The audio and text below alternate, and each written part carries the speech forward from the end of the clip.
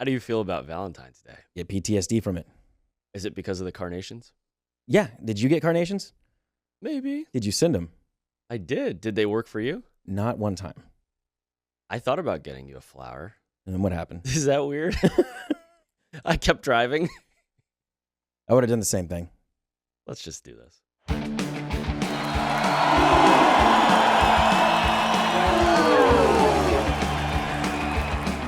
Welcome into the show. Who cares? Jeff-Kolb. Ethan Herrera. Who cares about Valentine's Day? That's where I want to start. I know we do sports.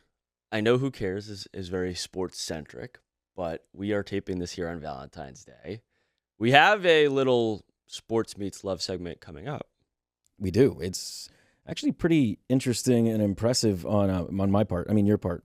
On his part. Why are you making this about you? Oh, you're right. It's about Maarten Paes. He's the FC Dallas goalkeeper, and he is dating a supermodel, but they needed a dating app, as we will get into. The dating apps that they use are vastly different than the dating apps that we have probably used. There are tiers to this. Yeah. And you bring up dating apps, and that's the culture in 2025. Are you on the apps? I am not on the apps. I was on the apps. It was... What happened? Bad. I can't stand any of the apps. They're... What's wrong with today's dating Which world, ones? Throw some out for me. Are we allowed to say actual names of them, or is there like a copyright thing? Are we not that big? I don't yet? think they would mind. All right, we're not that big yet. All right. Tinder, Hinge, Bumble. Tried them all. Tried those three. So if you rate them or like quantify them in a word, Tinder is what? It's like slimy, right? Yeah, we don't. like that's like dark sketchy, alley right. dating app It's territory. like sketchy, like you said, dark alley. Like you don't know what's gonna happen. I've been on dates off of Tinder, and I felt very uncomfortable. So Bumble is more like in the court of the woman. It is. They start it. The woman starts it. We're talking about heterosexual dating right here. So and the woman has to message first, right? Exactly. She has to message first, which is, for me, you know me, I talk anyway all the time. So anytime that has ever happened, That's why that I don't doesn't know what to work say. out. We understand. Right, And then there's Hinge. Hinge, I have never gotten a great, I guess, date out of Hinge ever. Not that I've been on a bunch. I've been on two. I feel like Hinge is the one that fronts like it's the most legit and most. I don't even know how to say it. It's the only one that I have in recent years thought might actually be legit. Well, I like to think of it as the Highland Park of all the dating apps. I think you're giving it too much credit. It's a little high end, right? And then you actually go deeper. And I love Highland Park, I'm trying to say, but it's like, false advertising is what it is a lot of the time. Here's my theory. So, I think when it comes to dating terminology, there historically is what? There is in a relationship, there is single, and right. It's complicated. Yeah. My theory is that nobody is single. Please explain. I don't get that. Go ahead. Because if you're not in a relationship, it's complicated. Dating app culture is so complicated, and it's so funny speaking like with your parents. I don't know if you've ever spoken with them about dating apps or shown them a dating app, but I finally breached this territory with my parents for Thanksgiving, because they want something to happen. And well, you are getting up there in age, so, it's going to get your 35 in May. Your biological clock but is the baby ticking. face still works. The beard is covering it up. Yes. Yes, the baby face is with us. So I finally decided, okay, they need to see what's here. So here I am, like late on Thanksgiving night, swiping on Hinge with my parents. It was a bad time. I almost took a drink of water. Hinge did not disappoint. And let me be clear, they are doing the swiping. And the one that sticks out in my mind is the girl who popped up, sticking out her tongue on the brink of stabbing her tongue with a cactus. And I said, Mom, Dad, this is what we're up against. This is what we're dealing with. Oh my God. And so like this is why so many people I think on Valentine's Day are like, that I don't have any commitment, I don't have an obligation. And even the people that are in relationships, I feel like a lot of times it's like, oh shoot, I can't forget Valentine's Day. I don't know that anybody likes Valentine's Day. I I love Valentine's Is there a Day. void there for you? I love Valentine's Do you have a Day. Valentine this year? I do have a Valentine this year. What are you doing? That's very personal. I don't know to discuss that with you. Who cares? Let us know. I do love Valentine's Day. I love love. Love is great. I don't understand why, That's cliche. I love love. I'm sorry, man. I know I'm a very macho and hard exterior, manly man. I know that, please. But damn, resume I punched. I love love. I love Valentine's Day. It's a nice time of year. Will you get her a carnation? I didn't pay for one for them to deliver it, like at school. That was honestly the most heartbreaking time as a kid ever in elementary school. I'd save up for $5 and give them $5 bill, or I think it was $1 actually. $5. Well, I think it was $1. That's a rich carnation. I think we were like $1. I grew up in a very rich town. Yeah, Get 10 of them. Von Army, Texas. None of those carnations translate into anything. It's anything we want it to. I didn't even get a thank you. You move on. You move on towards St. Patrick's Day. End of school's around the corner. I think when it comes to like how we think of love, whatever your generation is, I don't care if you're Gen Alpha. It's like you're watching the movies, right? I am, and we always talk about the Disney love, concept. And so for sports guys, as we are, a lot of that meant like watching the love scenes in sports movies. And so I think that brought us to this conversation heading into this episode of Who Cares? Like, what's your favorite sports movie love scene? Oh, there's a ton. I mean, every sports but movie. What's your favorite? Okay, I'm trying to preface that. Give me a sec. Get to the point. I love Field of Dreams as a father-son love. That's a different type of love, obviously. But I love Field of Dreams. All right, that's a different type of love. Are you hinting at daddy issues? No, we're not going that. We're not getting into that at all. He's blushing. However, Valentine's Day blush. However, I'm a big fan of Bull Durham.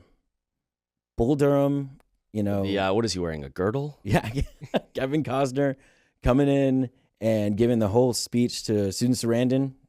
Solid. Susan Sarandon. Yeah. He's solid. I know. That's a good one. Bull Durham's a good one. Robert Redford, Glenn Close in The Natural. One of my favorites of all time. Mine is, I think, technically illegal. Okay. I don't like the best movie of all time, Sandlot. Okay. Squints was clearly a minor when he made out with Wendy Peppercorn. However, he really sort of borderline assaults Wendy. Yeah.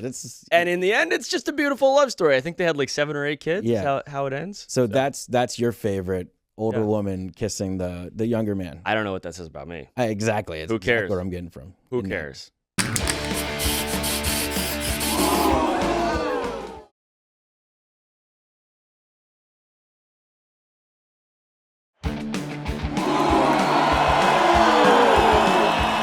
So we have our first ever Who Cares guest on. This is history right here. And this is a special one because we're mixing love and sports with our guy Maarten Paes, the goalkeeper for FC Dallas. So without further ado, tell us a little bit about your girlfriend, because you're not the only one in your relationship with quite the platform. Talking about my girlfriend, I always smile because she's an amazing person for me. We've been 4 years together now. And she has her own platform. She's been really successful in the things that she does. Already been a professional model since she was 15. Last muse of Karl Lagerfeld. A lot of, I think, over 20 Vogue covers. Walked in almost every fashion show that's possibly there, and still going strong. So incredibly proud of her, and incredibly proud of the team that we became. So yeah. So I don't want to make this weird, but You always make it weird, though. It's your thing. we're speaking with a very good-looking dude. I mean, we're going to pay you all the compliments we can. When we compare your skills in soccer, her skills in modeling, if you guys had to flip, like, who would hold up better? Would she be a better soccer player, or are you a better model? I don't think she will be a very good goalkeeper. I've seen her hand-eye coordination is not the best in the world, and last year I have had to do some stuff that was a little bit similar to what she was doing. So I think I will be a better model than she will be a football player, but she's really good at boxing. She's really sporty, really good at boxing. And when she was young, she did a lot of motocross. So she's really a cool chick. She drives a really cool sporty BMW too. So yeah, and I like the sporty side of her and a little bit of the tomboy side of her too. So it's a great balance for me. She has like a beautiful like beauty, but also like really cool personality.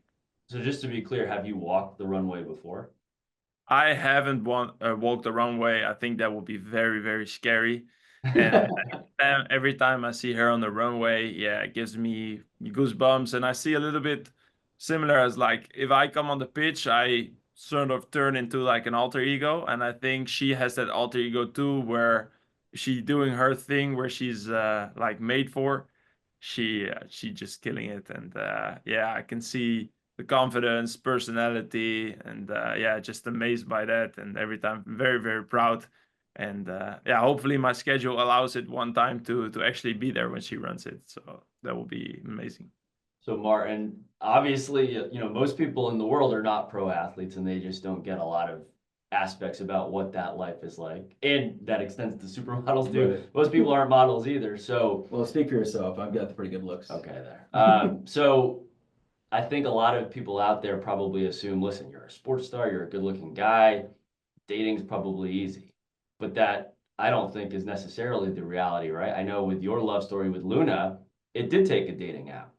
Yeah, I know, and I think I never knew I will find true love over there, but I struggled a lot with dating before getting to know Luna. I think I had some girlfriends in high school, but it's not that easy anymore nowadays to find yeah, genuine connection. And I'm being very blessed and very grateful that I've gotten to meet Luna. And I think for me it's important that she knows how my world works and I know how her world works. I think it's really hard if you don't have that to yeah, know the intentions in sort of kind of ways. So I think yeah, for me the only thing that keeps us together is the love that we have for each other. Yeah, we have some good challenges too with the time difference and with the travel and not being together with each other all the time, but we make it work because the love for each other is so big. So I think it's just yeah, once you find the right person, just give everything for each other, communicate really good, and then yeah, then Yeah. everything go on its own.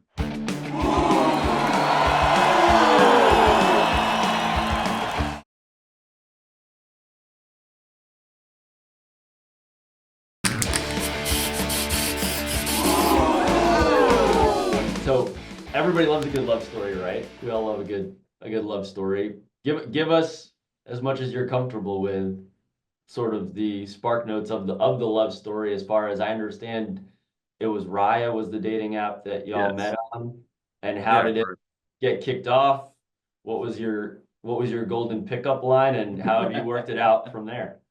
Yeah, so the funny story is I got a match with her. She wasn't really active on the app. And then the day before my birthday, I already texted her because in Raya, if you don't chat with each other in a month, the match expires. So I texted her directly because I thought she was stunning, but then she didn't respond to me, so I was a little bit gutted. And then the night before my birthday, she texted me back and she said like, "Whoa, I never know you were a match," and I was like, and from that moment we have been talking 24/7 like nonstop. So yeah, I think, and then I spoke with her. I think a week after we did our first date. I was 30 minutes too late because I was in heavy traffic, but I came to Rotterdam, to Hotel New York. It's called Hotel New York in Rotterdam. We met there, and it was funny because we had like dinner, and then we took like a three-way course. And at the main menu or the main side, she couldn't eat anymore because that's when she felt she was in love with me, and she got nervous because at first she wasn't nervous. So and then yeah, that was really cool. And then I had a big tournament 2 weeks later with the Euros, and then I made sure that I had a second date before that tournament because I was gonna be gone for a month. And Smart. sometimes it's very nice on the first date, but it bleeds a little bit to death if you don't keep up with it.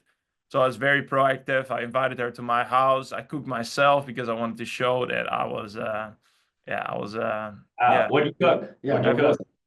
I cooked seafood pasta.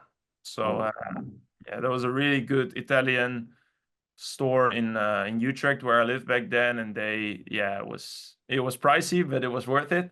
And then when I was in the Euros in Budapest in Hungary, we already booked our first trip together. So after 3 days, I think 2 or 3 days, we already booked our first trip together because in Europe the off season is very short for me. It was only like 2-3 weeks, and I said if we want to go on holiday, this is the time. So we went to Ibiza for 4 days, and for me it was a really good test. Like, hey, can we make it work? Because in the past I said I was not so good at dating because I would be like after 3 days I would get like I'm a bit fed up with this person. But with Luna, I was like constantly like really loving it, and we are very similar in a lot of ways. So then stick together on the holiday, and on the last day of holiday I asked her to be my girlfriend. So and since then we had 4 years of a great relationship. That's a smart move. And so nowadays, how do y'all make it work as far as how often you see each other? And I'm just so curious too, like what kind of soccer fan is she? Does she stream the matches? How does she keep up? Does she care? Yeah, she cares a lot. She's a big FC Dallas, a big Indonesia fan right now. Yeah, we're making it work.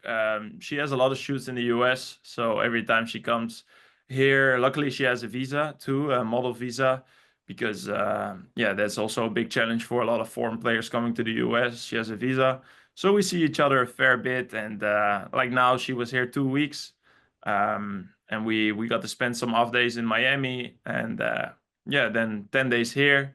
And now she yesterday in the morning I drove her to DFW, and she's off to Mexico City for a new shoot. So that's our life, and but we make it work, and it's a super fun challenge. And yeah, it's just really good to do that with each other. And we have a long off season here in the US, so we can also make incredible trips. Like last season we went to Bali for 2 weeks, which was incredible. As we wrap up here, I know we sort of talked on it earlier, Maarten, but just the misconceptions that the general public probably has about love, dating, as far as being a pro athlete, like what is the biggest thing you would tell people about what the challenges are and how you've learned to navigate it? Yeah, I think be proactive is one of my pro tips for guys, and also don't want to be the cocky guy who plays games and stuff like that. No, just be open, be honest, communicate right, and set your intentions from the start, and be very proactive. I think that's what Luna said as feedback to me. I love the way how you were proactive in like planning stuff and making sure that you wanted to be with her. It's very important to show your because nowadays the options are almost over everywhere. So I think they really want to know that they are prioritized, and I really did that. And a lot of things is it's just communicating it in the right way. Have your intentions straight, and also look what if there's a lot of similarities, man, just go into that out of that comfort zone and just go there and find love. That's I think what you should do. And doesn't matter nowadays how you do it. You can find it on the internet. You can find it everywhere. If just it has to click in real time. That's the most important.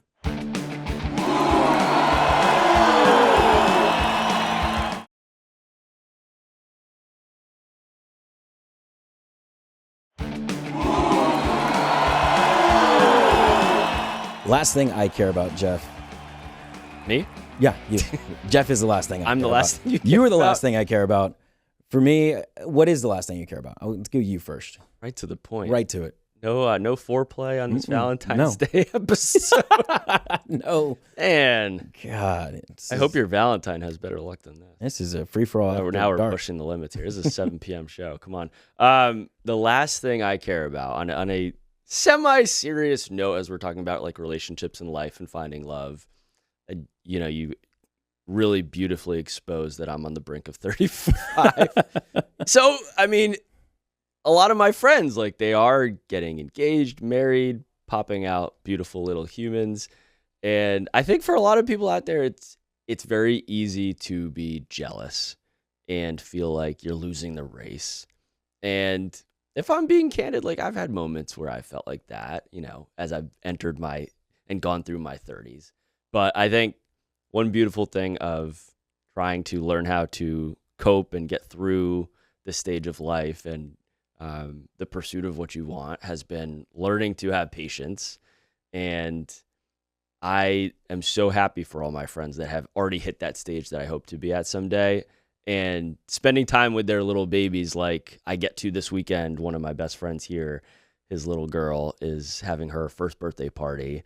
And when you get to bond with those little babies, it's a beautiful thing. And I think it reignites the hope. And so that's my really sappy Valentine's Day last thing I care about, which is actually like the thing I care about the most. See, I'm happy for your friends and glad that your friends are doing well. You got mad at me last week for being all sappy. That was way too sappy. That was way too serious. I didn't like that at all. Well, I don't care. Who cares? Who cares? Last thing I care about, kind of in a completely different direction. Not completely different, just a different subject altogether. I saw on Instagram somebody gave Valentine's Day presents, and one of them was like a jar of pickles, like a bunch of jar of pickles. Is that what this is about? I hate pickles. That's the last thing I care about, literally the last thing I care about. I can't stand them. I don't like the taste. I don't like that sourness, the vinegar. Can't stand pickles on burgers, sandwiches, nothing. I don't even like the smell or the sight. And I will die on the hill that pickles are disgusting. And I know everyone loves them for the most part, but that's the last thing I care about. I hate pickles. See, don't you love when one of your great friends reveals like a flaw or something that you can someday, just know that pickles are coming your way soon. God, pickles are in your future. I can't stand them. So this was a great second episode. Well, for you, it was okay this time, back around, but you can see all of the episodes. We have 5 unique podcasts on Talk of Texas. 7 p.m. KDFI, channel 27, more 27. Find us on fox4news.com and on the Fox Local app. You can see all of Who Cares and all of Talk of Texas podcasts wherever you can listen to podcasts. And if people did not love this episode, what do we say? Who cares? Who cares?